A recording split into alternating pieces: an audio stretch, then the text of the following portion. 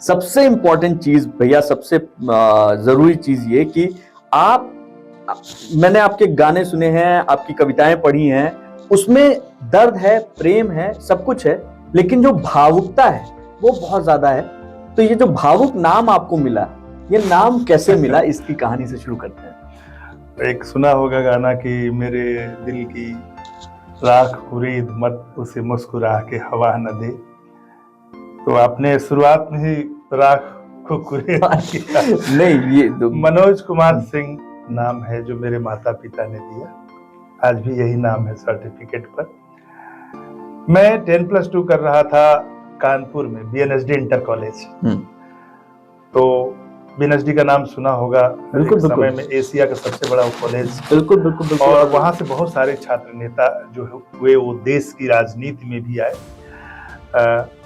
मैं मंचों पर बहुत सक्रिय था, बोलता था, वहाँ की वाद विवाद प्रतियोगिता में, भाषण प्रतियोगिता में भाग लेता था।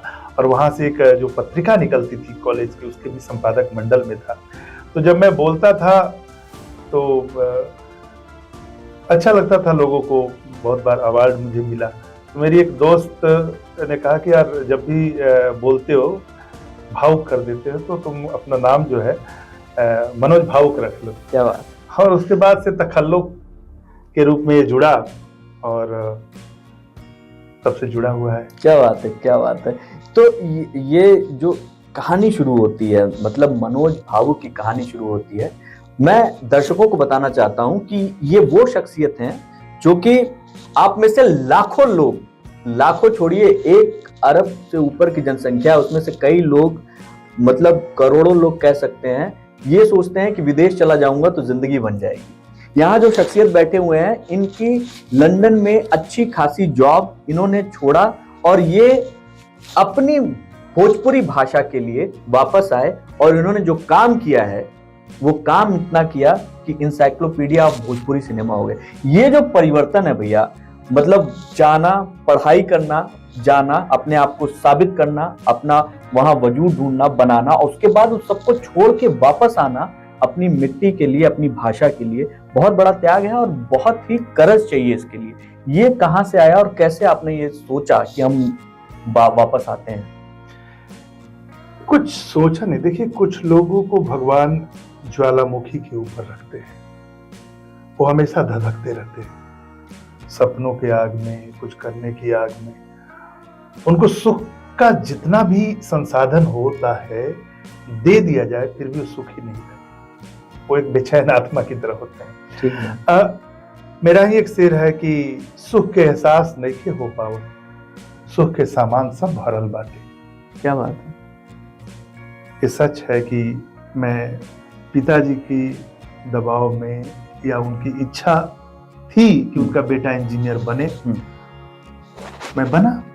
बनने के बाद मैं अफ्रीका गया, पूर्वी अफ्रीका, युगांडा में था, फिर लंदन में गया और परिवार के साथ गया, यानी कि अकेले गया। शादी जब हमारी, पहले अकेले गया युगांडा, 2 साल बाद एंगेजमेंट करके गया था, 2 साल बाद शादी हुई, वाइफ को ले गया युगांडा, उसके बाद बेटा हुआ, बेटा और पत्नी को लेकर लंदन गया।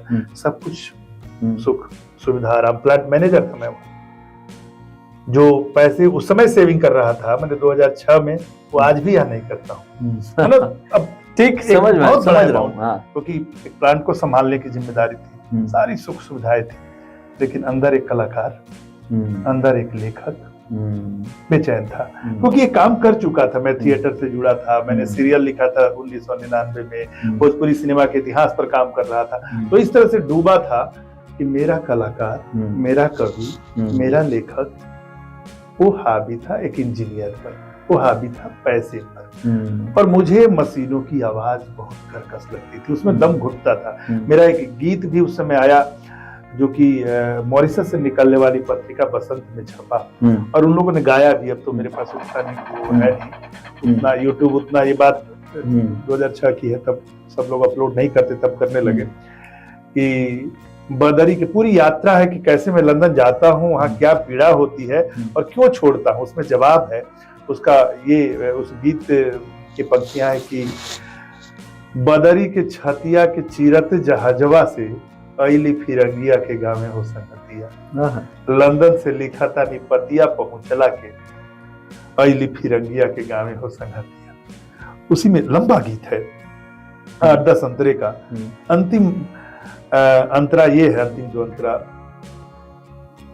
कि तोहरा से कहतानी साचो यारवा, हमरा के खींचत आटे माई के अचरवा, हमरा के काटत आटे सोना के पिंजरवा, लौट चली देश अपना कौनो रे बहनवा से अली फिरंगिया के। क्या बात। तो एक चीज थी बेचैनी, और उसी साल एक घटना घटी।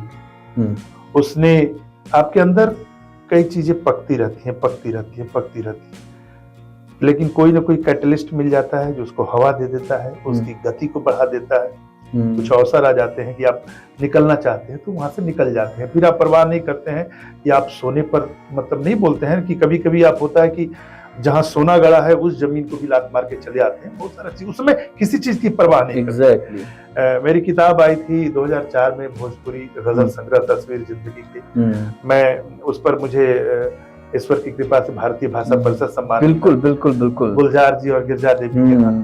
तो मैं आया कोलकाता वो सम्मान लेने, और मजे की बात, एक बात और बता दूं उसमें ऐड करूं, इन लोगों ने तो सम्मान की राशि बहुत नहीं थी, कोलकाता में कार्यक्रम था, तो कहा कि भाई हम तो केवल इंडिया का ही कन्वेंस, और जो भी सम्मान की राशि है वही देंगे, हम लंदन से ये आना जाना नहीं कर सकते।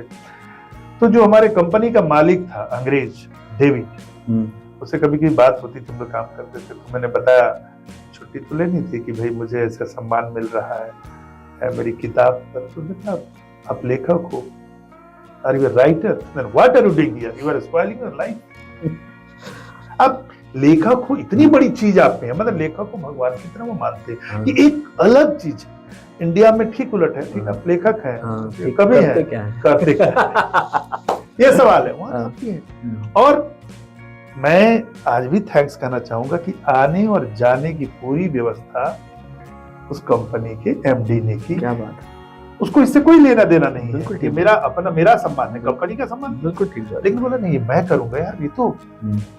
और उसके बाद आया यहाँ पर, गुलजार जी के साथ था 3 दिन, काव्य पाठ भी किया उनकी अध्यक्षता में। तो उन्होंने ये बात कही, यार मनोज वहाँ क्या कर रहे हो, आप फिल्म इंडस्ट्री में हो, इतना अच्छा गजल कहते हो, लिखते हो। 2 दिन उनके साथ पढ़ा, और लोगों ने वो वहाँ पर, मतलब हिंदी में यतीन्द्र मिश्र जी थे, उनको हिंदी के लिए सम्मान मिला था, और कई भाषाओं के, मणिपुरी के लिए, और वहाँ मलयालम के लिए, उर्दू में। तो उसमें कलकत्ता, भोजपुरी का क्षेत्र, और इतनी खूब सुनी गई, और सबसे ज्यादा लोगों ने मुझे पसंद किया। तो एक थोड़ा और हवा मिला कि यार मैं सचमुच अपने को स्पॉइल कर रहा हूँ क्या, मुझे अपनी भाषा के लिए काम करनी चाहिए, और कर ही रहा था। ठीक बात है। तो आ गया इंडिया वापस, सब कुछ छोड़कर।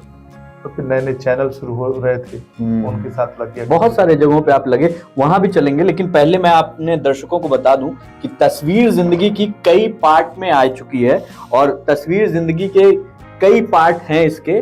मैं चाहूंगा भैया इसमें से कुछ एक आध गजल हो जाए, उसके बाद फिर आगे चलते हैं, आपके मीडिया जीवन पे जो है वो करेंगे। ये 2004 में किताब आई, ये हाल बैंडिंग ऑफ, जो पन्ना खुल जाए वही पढ़ देता, जो पन्ना खुल जाए आपके लिए। अच्छा, अभी एक इधर जो बाबरी मस्जिद, मतलब अयोध्या वाला रामलला की स्थापना, हाँ, आप देखने गए कि नहीं, क्योंकि वो इंसिडेंट भी आपके जीवन से जुड़ा हुआ है। मेरी कहानी जो आई, कहानी के प्लॉट, वो पूरी की पूरी प्रेम कहानी है, और उसी समय मैं कानपुर में था, और वहां पर 1992 की कहानी है, और उस समय आप कानपुर में थे, और उस समय आपने वो कहानी लिखी थी। उसके बाद उसका बीजारोपण भी हुआ था, छपी तो 98 में, लेकिन कहानी उसी समय की है। मैं 7 थाना, वहां पर कर्फ्यू लगा हुआ था, मूलगंज चमनगंज, बिल्कुल मानोगे थे। मैं हम यूनिवर्सिटी के हॉस्टल में था, सारे लोग वहां से चले गए थे, और खाने पीने की दिक्कत हुई। आप समझ सकते हैं क्या स्थिति थी।